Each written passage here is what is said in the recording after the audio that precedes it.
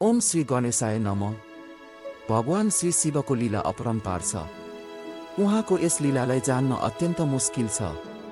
यस प्रकारको यो बेमेल विवाहमा पनि सन्तुलन छ।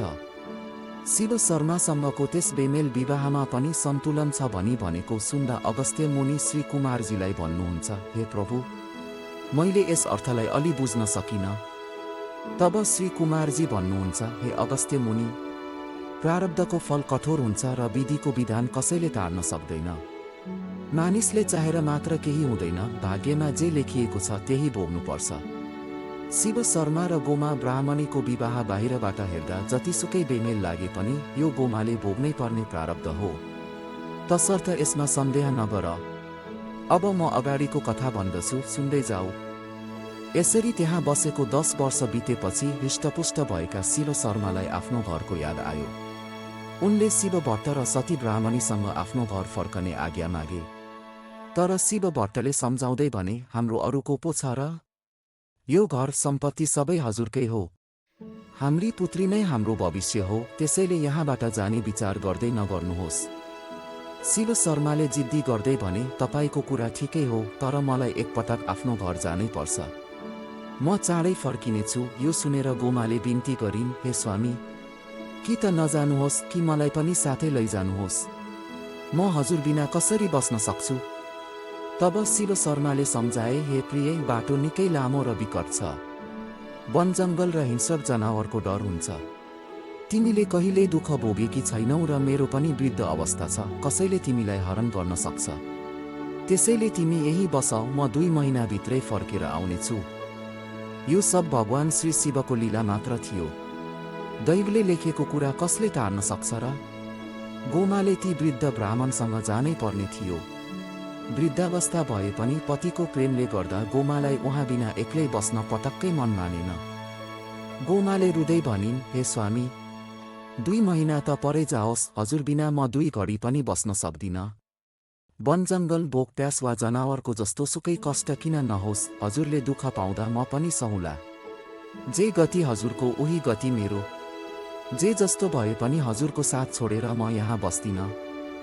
हे अगस्त्य मुनि, पति वृद्ध भए पनि गोमाको उहाँप्रतिको अगाध प्रेम साँच्चै अचम्मको थियो।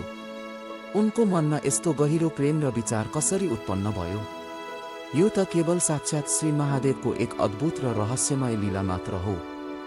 गोमाका यस्ता भनाइ सुनि, हे सुवासिनी, तिमी जाने भए पितामातासँग बिदा मागेर आऊ। तब पतिको आज्ञा पाएर गोमा पितासँग गएर म पनि स्वामीसँग जान्छु, मलाई पनि अब बिदा दिनुहोस् भनेर भनिन्। तब शिव भट्ट र सती ब्राह्मणीले विलाप गर्दै भने, हे छोरी गोमा, हामीलाई छोडेर जाने कुरा नगर।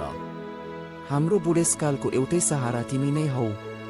तिमीले छाडेर गए बिरामी पर्दा एक थोपा पानी खुवाउने पनि कोही छैन। तिमी बिना हाम्रो जीवन चन्द्रमा बिनाको पूर्णिमा जस्तै अन्धकार हुनेछ। यो गल्दो शरीरलाई यसरी दुःखको सागरमा एक्लै नछोड।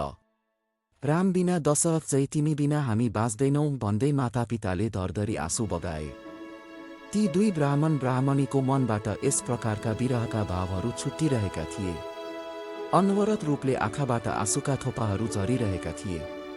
तर दैवको लीला, यो आँसुले गोमा ब्राह्मणीलाई कुनै काम गरिरहेको थिएन।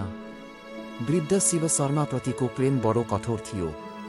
उनको प्रेमको अगाडि मातापिताको यस विरहले पनि केही काम गरेन। हे गोमा, तिम्रो पुरुषलाई जान देऊ, ती पनि 2 महिनामा आइहाल्दछन्। यस्तो पितामाताको वचन सुनेर गोमा ब्राह्मणी फेरि भन्दछिन्, हे मातापिता, स्त्रीको सम्पूर्ण तीर्थ, व्रत र धर्म नै पति हुन्। हजुरले मेरो हात पतिको हातमा सुम्पेकै दिनदेखि म उहाँको आधा अंग भएकी छु। पति र पत्नीको आपसी साथ बिना जीवनको रथ अघि बढ्दैन। मेरा पति वृद्ध र अशक्त हुनुहुन्छ, बाटोमा उहाँलाई मेरो सहारा चाहिन्छ। पतिको साथ छोडेर पत्नीको कुनै अस्तित्व र प्रतिष्ठा रहँदैन, तसर्थ म उहाँलाई एक्लै जान दिन्न र म पनि यहाँ बस्दिनँ। घरको काम सकेर म उहाँलाई साथमै लिएर चाँडै फर्किनेछु। अन्ततः पतिको प्रेमले मातापिताको मोहलाई जित्यो। त्यसो भए जाऊ भन्दै शिव भट्ट दम्पतिले रुँदै वस्त्र, अलङ्कार र दाइजोसहित गोमालाई डोलीमा चढाए। गोमाले पनि आँसु बगाउँदै मातापितालाई भोगेर र सङ्गीहरूलाई विदा गर्दै डोली चढिन्। बिछोडको यो पीडाले सबैका आँखा रसाएका थिए तापनि त्यहाँ उपस्थित सबैजना गोमाको महान पतिव्रता धर्मको मुक्त कण्ठले प्रशंसा गरिरहेका थिए। धन्य गोमा ब्राह्मणीको त्यो पतिव्रता धर्म धन्य रहोस् भनी अगस्त्य मुनिले श्री कुमारजीलाई फेरि प्रणाम गरे।